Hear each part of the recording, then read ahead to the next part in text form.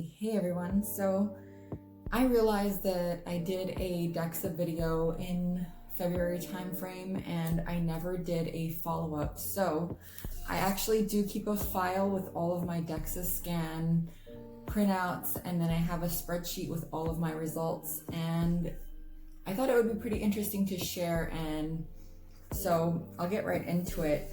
In February, I just came back from not training for 4 weeks, so I lost a lot of weight, I lost a lot of muscle, and so over the course, it's December now, over the course of the last 8 months, I have been training and, tracking macros and stuff, and it's been easier this year than it ever has before. I think because I'm so busy, I just don't have time to, mess around. I just eat pretty much the same things every day and kind of, don't really have to think about it. So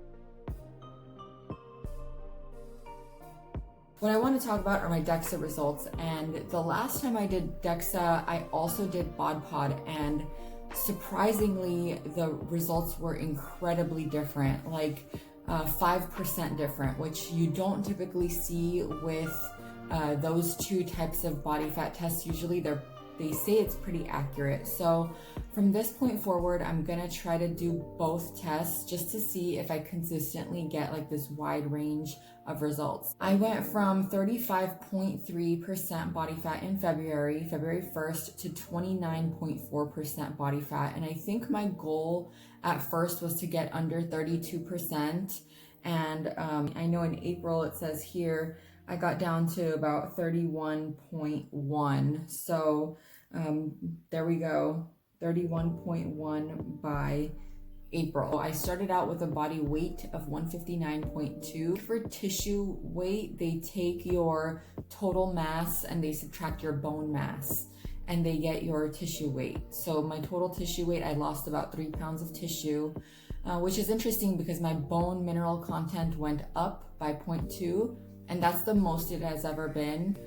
Fat pounds, I went from 53.8 to 44. So I lost about 10 pounds of fat, which is crazy. But if you recall, I had gained like 8 pounds of fat after 4 weeks of detraining. So like I said, my body weight stays similar, but I vary in lean mass and fat mass. So for lean mass, I was at 98.8, which is pretty low for me. I don't usually see under 100.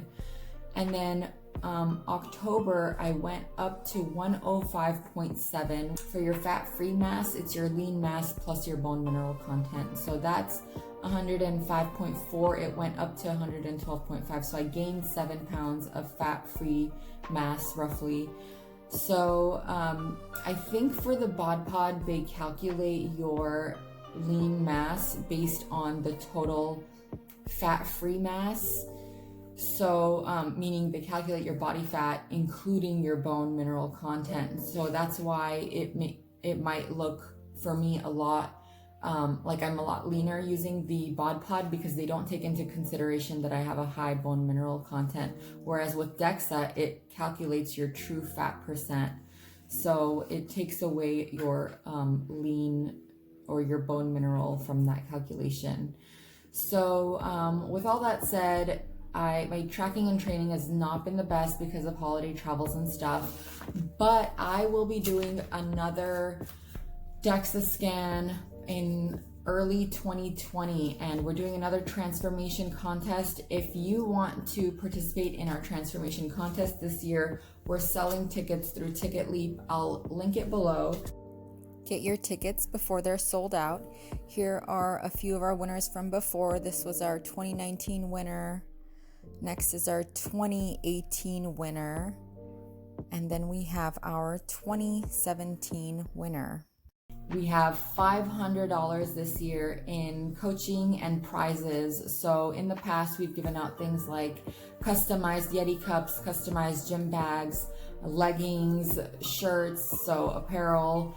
And it's always a good time. We're gonna have a separate group for that. So a separate private group for people who are competing this year. I think it's gonna be a lot of fun, and I can't wait to see you guys there. All right, that's my update. Talk to you guys later.